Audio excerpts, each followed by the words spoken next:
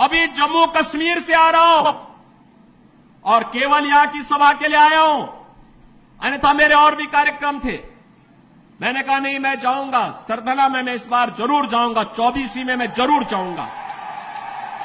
और बहनों भाइयों, मैं इसीलिए आया हूं आपसे कहने के लिए, जो लोग गुमराह कर रहे हैं उनके गुमराह में आने की आवश्यकता नहीं।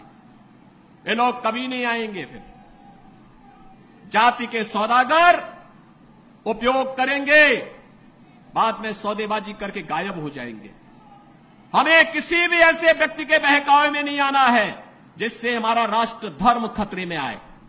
याद रखना, इस देश के राष्ट्र धर्म को हमेशा खतरा जब भी आया है, इन्हीं लोगों के कारण आया है जिन्होंने जातीयता के आधार पर समाज के सामाजिक ताने बाने को छिन्न भिन्न किया है, हमेशा छिन्न भिन्न किया है।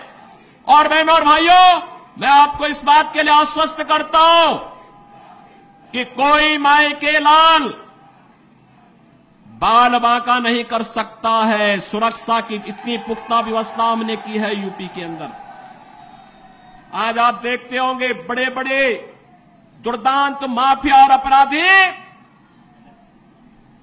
किस कदर उनकी दुर्गति हो रही है। आप देख रहे होंगे, जिनके नाम से ही लोग कर्फ्यू जैसा माहौल होता था, आज उनकी दुर्गति क्या है, हर व्यक्ति देख रहा है।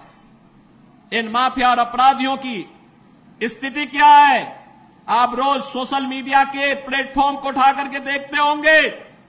एक दुर्दांत माफिया ऐसा भी था, बहनों और भाइयों, जब समाजवादी पार्टी की सरकार के समय चलता था तो मुख्यमंत्री हो या मुख्य न्यायाधीश, इन सब के काफिले रुक जाते थे और माफिया का काफिला निकलता था।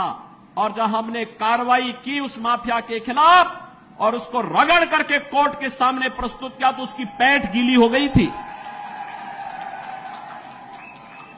उसकी पैंट गीली हो गई थी।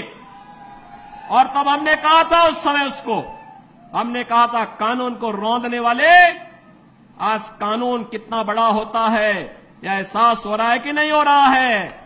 और निर्दोष लोगों को मारोगे तो मिट्टी भी नहीं मिल पाएगी। और बहनों और भाइयों, इसीलिए मैं आया हूं आपसे कहने के लिए, देखो, जिनकी गर्मी हम शांत कर चुके हैं उनको गर्म मत होने दीजिए। अब इस क्षेत्र को विकास की मुख्य धारा के साथ जुड़ने दो। उनकी सबकी गर्मी शांत हो गई है, वे गए काम से। और इसीलिए मैं आप सबसे अपील करने के लिए आया हूं कि पूरे देश की एक आवाज है, पूरा देश एक ही स्वर में बोल रहा है।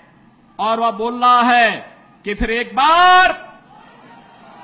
बार मोदी सरकार, फिर एक बार